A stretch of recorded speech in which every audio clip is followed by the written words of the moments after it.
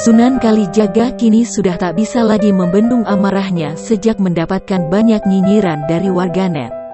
Bahkan, ayah Salmavina Sunan itu dituding sepi job karena disebut sempat pansos dalam polemik keluarga Haji Faisal dan Dodi Sudrajat. Kini Sunan Kalijaga menantang warganet yang terus menghujatnya secara terang-terangan di media sosial.